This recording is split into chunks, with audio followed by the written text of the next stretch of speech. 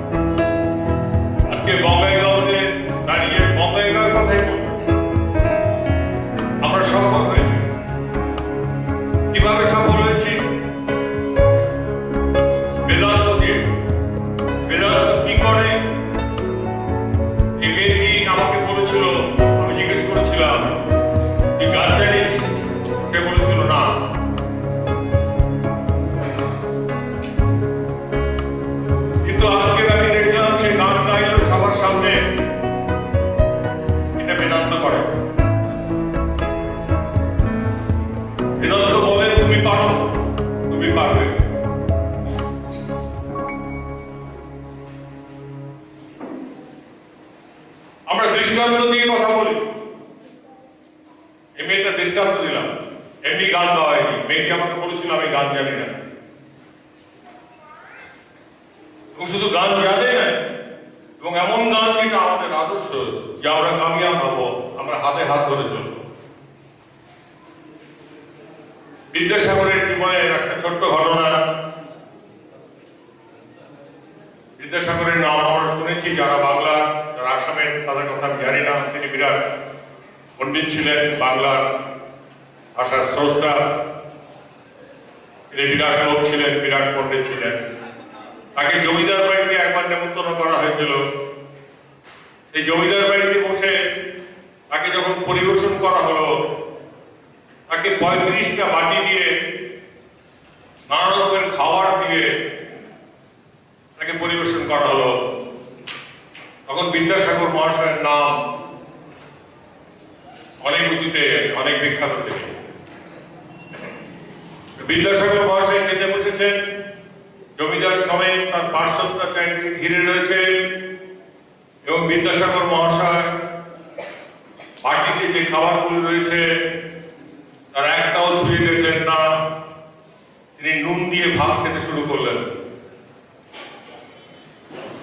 সবাই কিছু বলতে পারছে না, কারণ তিনি বিদ্যাসাগর। তাই সবাই কিছু বলতে পারছে না। ছবি তুলতে অনেক ছবি তুলেছে। বিদ্যাসাগর নুন দিয়ে ভাত খেয়ে উঠলেন। জমিদার মশাই মনে হলো যে তিনি নিশ্চয়ই কোনো অপরাধ করেছেন, যার ফলে বিদ্যাসাগর মহাশয় খেলেন না, শুধু শুকনো ভাত দিয়ে খেয়ে উঠলেন। মুখ ধোয়ার পর জমিদার মশাই তাকে হাত জোর করে বললেন, আমি কি কোনো অপরাধ করেছি? আমার কোনো অপরাধ হয়েছে? বিদ্যাসাগর মহাশয় বলল, না, আপনার কোনো অপরাধ হয়নি। তাহলে আপনি শুকনো ভাত খেলেন কেন? বলছে, আজকের অনেক কিছু পদ দিয়ে আমাকে খেতে দেওয়া হয়েছে, কিন্তু হঠাৎ আমার মনে পড়লো, আচ্ছা এত কিছু আইটেম দিয়ে আমাকে খেতে দেওয়া হয়েছে, আচ্ছা আমি কি আগের দিনগুলি ভুলে গেছি? যখন আমি শুকনো ভাত খেয়েছি, যখন আরশোলা আমাকে খেতে হয়েছে, যখন লাইট পোস্টের নিচে আমাকে পড়তে হয়েছে, সেই দিনগুলিকে আমি ভুলে গেছি। আমি কি এখন সেই দিনের মতো শুকনো ভাত খেতে পারি কি? আমি পরীক্ষা করে দেখলাম আমি পারি। তো আজকের আমাদের এই আনন্দের দিন, এই উৎসবের দিন, এই দিনটির পিছনে সেই দিনগুলি, সেই মানুষগুলি কথা আমার বেশি করে মনে পড়ছে, যারা আজকে ভিড়ের মধ্যে বসেছে, কিন্তু তাদের কথা মনে পড়ছে। যেমন এখানে আমি পরিচয় দিচ্ছি, আমার ভাই তপন চক্রবর্তী এখানে থাকে, ভিড়ের মধ্যে বসে আছে। তপন চক্রবর্তীকে স্টেজে এখানে ডাকছি। আমি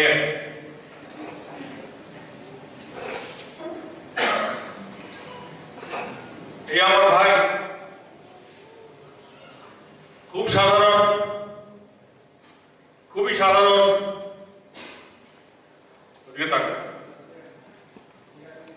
লেখাপড়া খুব বেশি জানে না, ডাক্তারে চাকরি করে, সংসার চালাতে হিমশিম, দুটো তিনটে অপারেশন হয়েছে, জেলবার, কিন্তু এর কোয়ার্টার এখানে ছিল। এই কোয়ার্টারে আমি আসতাম, এই বঙ্গাইগাঁওতে। সেই কোয়ার্টার থেকে কিন্তু আমি যদি ওর কোয়ার্টার না থাকতো তাহলে বঙ্গাইগাঁওতে আসার কোনো দরকার ছিল না। সুতরাং একে আমার ভাই হিসাবে নয়, বঙ্গাইগাঁও সবার ভাবা উচিত। সে শুরু করেছিল কাজটা, আমি এখানে আসতাম, ওর বাড়িতে সেটি করতাম।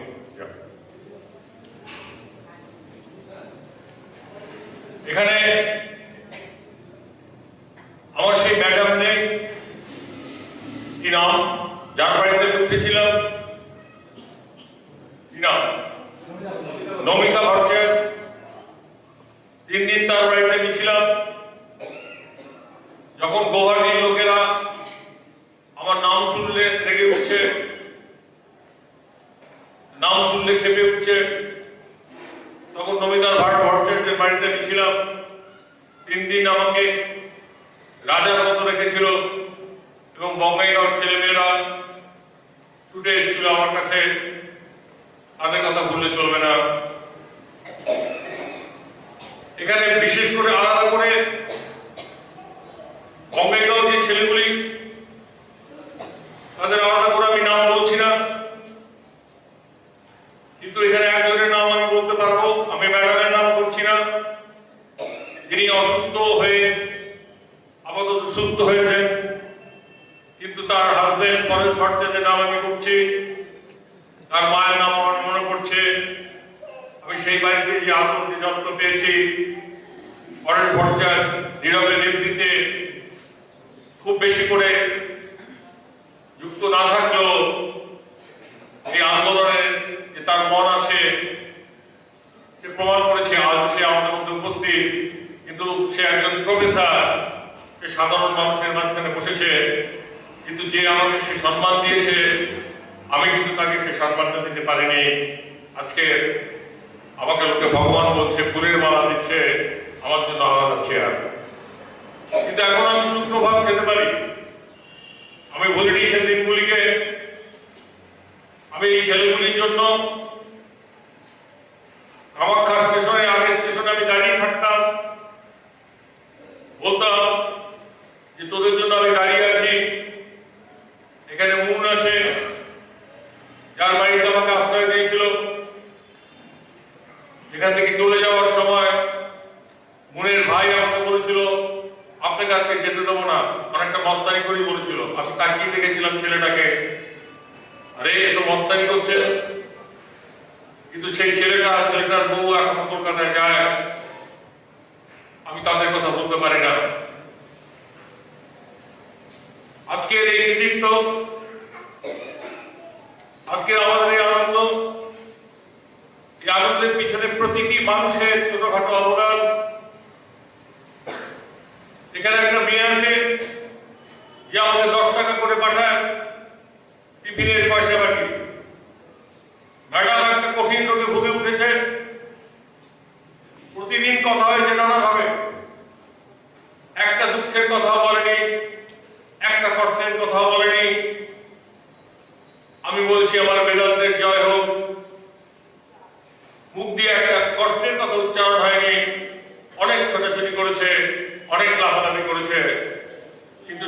সুস্থ, কিন্তু যখন অসুস্থ ছিল তখন একটা কথা বলেনি, আমি বলেছি আমার বেদান্ত সার্থক, বেদান্ত মানুষকে অভিষেখায়, সাহসী শেখায়। এবং সেই জন্যই এখানে যারা আজকে উপস্থিত, এই কৃতিত্বের সিংহভাগ আমার নয়, এই কৃতিত্বের সিংহভাগ আমাদের সবার। এর অংশীদার আমরা সবাই। এখানে আমাদের সেই গানটা মনে রাখতে হবে, আমাদের বিশ্বাস আছে আমরা পারব, আমরা পেরেছি।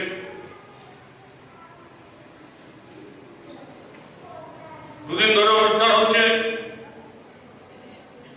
কত জায়গা থেকে, দূর দূরান্ত থেকে এখানে মানুষ এসেছে। এখানে অনেকের নাম আমি বললাম না, প্রতিটি ছেলে এক সুরে কথা বলে এখানে কাজ করেছে, বেদান্তের কাজ করেছেন। তবে এর মধ্যে বলতে হয় যে আজকের এই আন্দোলনের পিছনে কিছুক্ষণ আগে যে বক্তৃতা দিয়ে গেল প্রদীপ রায়, তার বিরাট ভূমিকা আছে। আজকের এখানে রামানন্দ স্বামী, যাকে সবাই মাস্টারমশাই বলে জানে, সে শুরু করেছিল আশ্রম, টিউশনি করতে করতে শুরু করেছিল আশ্রম। রামানন্দ এখানে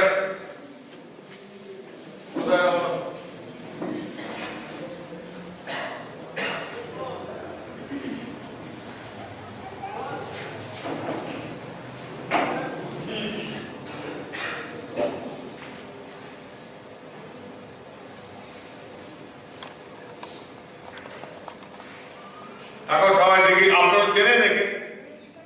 চেনেন আপনারা সবাই? চিনি। রামানন্দ সবল নয়, রামানন্দ বলিষ্ঠ নয়। রাত্রিবেলায় রামানন্দ চোখে দেখতে পায় না ভালো করে,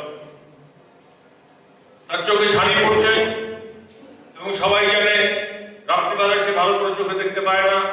সূর্যের আলো না হলে সে ভালো করে দেখতে পারে না।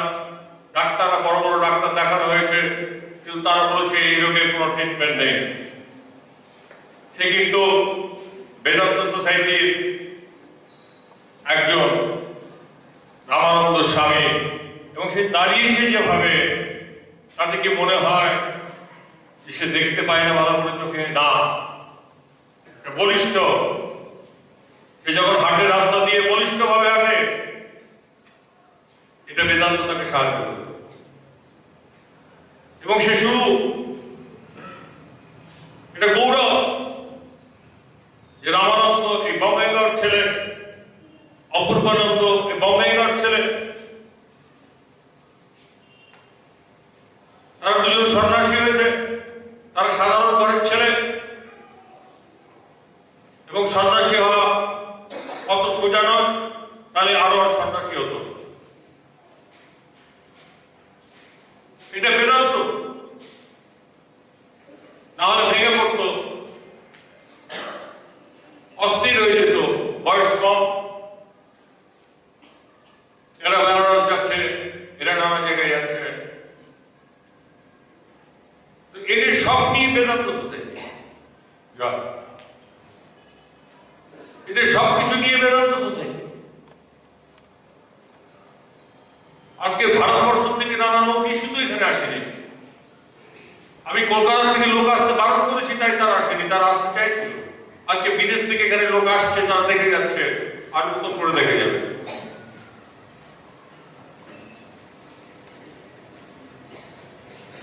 আমাদের সামনে কাজ যে আমরা প্রত্যেকে একটু একটু করে কাজ করি। আমরা এখানে পৌঁছে গেছি, আমাদের সামনে একটাই প্রশ্ন, যে আমরা কি থেমে থাকবো না চলতে থাকবো? উত্তর কি হবে? চলতে থাকবো। চলতে থাকবো। আজকে বাগাইটারি গ্রাম থেকে, গাড়িমারা গ্রাম থেকে মানুষ আসছে। আজকে বলা হয়েছে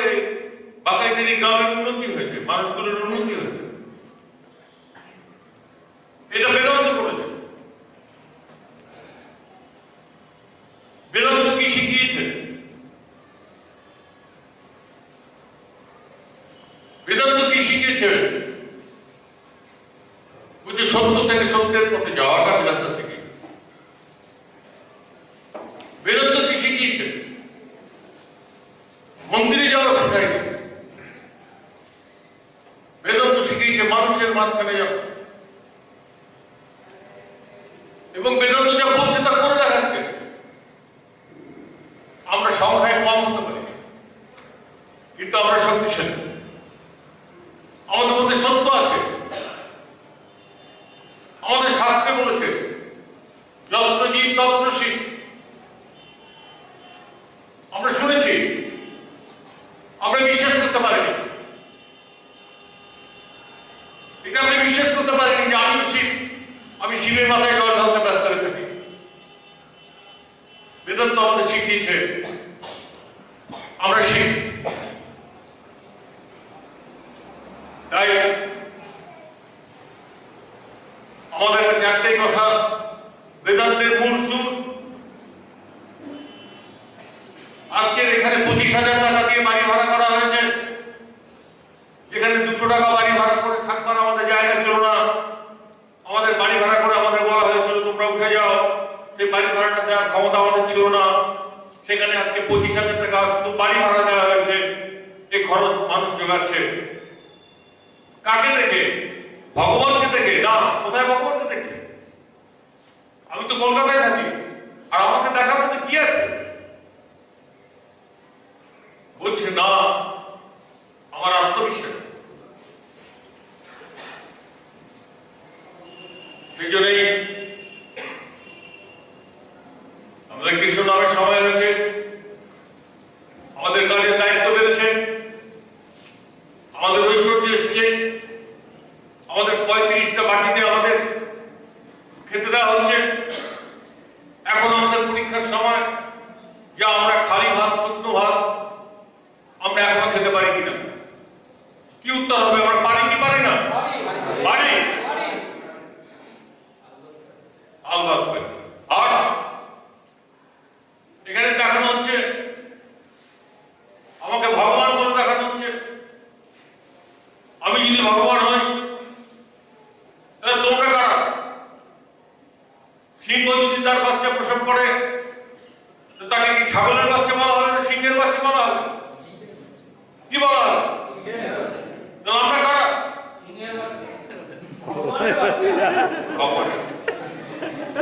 এই সব শেষের কথা, সব শেষের কথা যে এখানে দাঁড়িয়ে আমাকে ভগবান ডাকা হয়। আমি এখানে কোনো কৃষ্ণকে দেখানো হয়নি, কোনো কালীর ফটো দেখানো হয়নি, কোনো রঙের ফটো এখানে নেই। এখানে শুধু বলছি এই দেখো, আমাকে দেখো, আমি সেই। আমি যদি সবাইকে জিজ্ঞেস করি তোমরা কারা, তার একটাই উত্তর হবে, উঠে দাঁড়িয়ে বলো আমি সেই। থ্যাংক ইউ, ধন্যবাদ সবাই।